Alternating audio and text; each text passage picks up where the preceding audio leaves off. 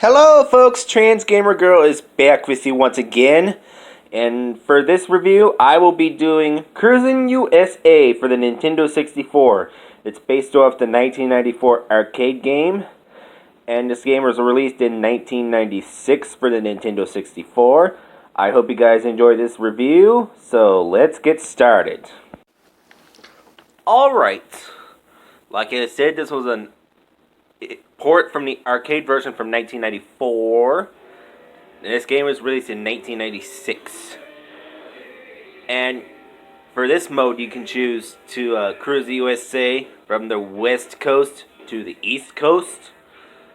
And we got 10 areas you can race to. There's Death Valley, Iowa, LA Freeway. Doesn't sound safe, but oh well. US 101, Arizona, Chicago, Grand Canyon, Redwood Forest, one of my least favorite levels by the way, Appalachia, and Beverly Hills. Well, let's try it here. Now you can choose automatic transmission or manual transmission. I always go for automatic. And there's 4 cars right here, which we have a 1963 muscle car. Next is a La Bamba, basically resembles a car from like the 30s or 40s. Next is a Devastator 6. And the Italia P69. No, P69 is not, forget it. But it's the car I'm going to go with, because it's sporty after all. Okay. Now here's the sad part. You actually don't press the A button to accelerate. You have to press the Z button. And B button is, I believe, to change music. Yes. There we go.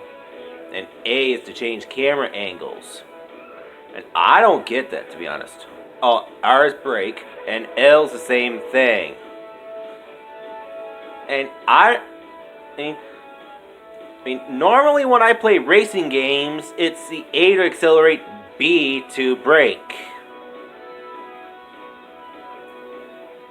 And in most racing games do not have traffic, but this one for some reason does.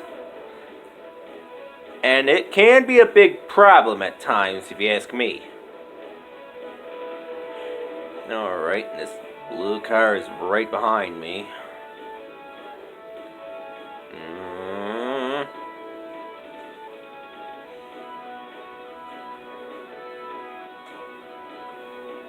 Come on! Oh, the car is swerving in the opposite direction. Jeez, some people don't know how to drive. Oh, shit! Oh, sorry about that, guys. It just caught me off guard. I apologize for that. But anyways, let's get back to the game.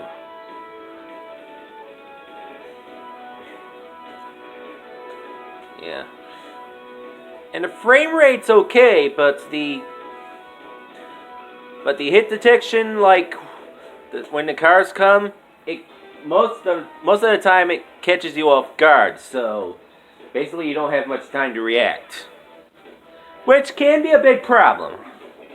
Okay, got a new record time. Hang on a second. Oh, let's go up. Wrong button. There we go. Sorry about that, guys. I had to turn the volume up. Okay. Enter menu. Alright.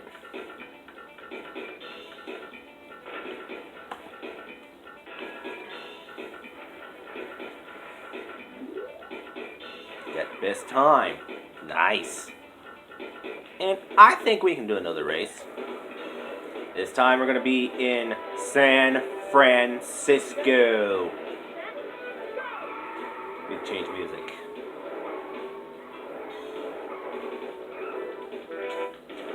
Red Line Shuffle. This is my favorite music right here in this game.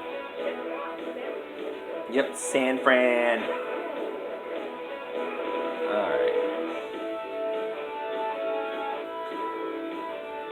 And the graphics for its time are not too bad, but I think it could have used a little tweaking. And the sound's not too bad either. As for gameplay, yeah, it's okay. It's all right. It's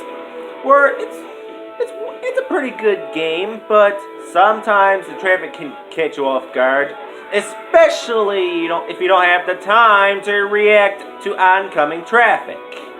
Now that can be a big problem right here. That is crashed a couple times.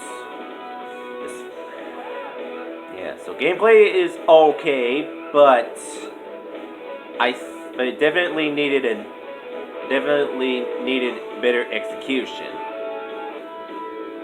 And replay value, well, there is a pretty decent amount of replay value because you got 10 races after all if you want to do any area not going through the USA, like 10 to 12 straight races.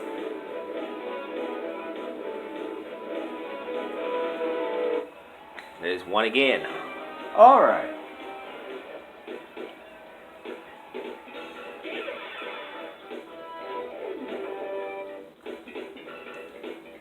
Welcome to the Hall of Fame.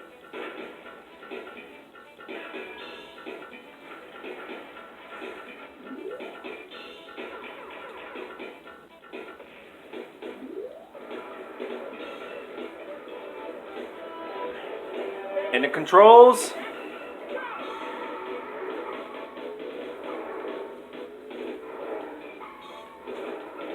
and I mean, this game is pretty good, but I gotta be honest, I don't really care for the controls that much. Because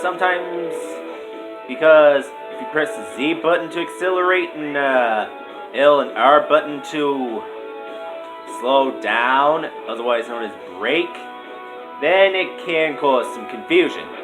Because usually I press A to accelerate or B to brake. Well, I'm talking about for the Nintendo 64 games.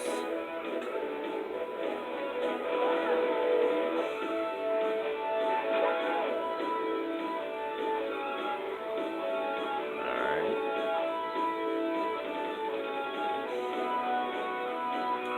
Ah, shoot! Did not want that.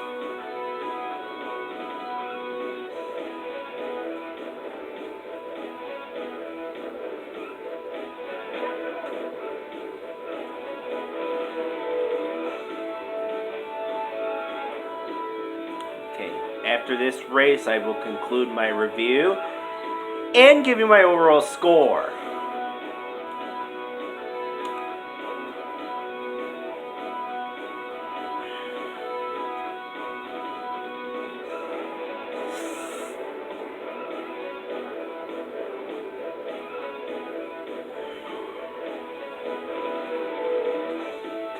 There's one thing I don't get. There's people standing on the road at the finish line. And if a car finishes at the finish line, it could potentially hit the people. Now that is a big problem, if you ask me. Alright. Let me just get this over with. Alright. Alright, now it's time to do a scoring.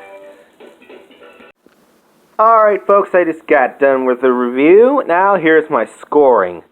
For gameplay, I give it a 6 due to the traffic and the difficulty of some courses. Replay value gets an 8. Graphics gets a 6 out of 10. Sound gets a 7 out of 10. And controls is 3 out of 10. Controls do suck in this game. But that doesn't mean it's a bad game because overall, it's 30 out of 50. So, if you get this game for like $5 to $10, it's pretty good. It's a pretty good buy, if you ask me. Well, Trans Gamer Girl, out of here.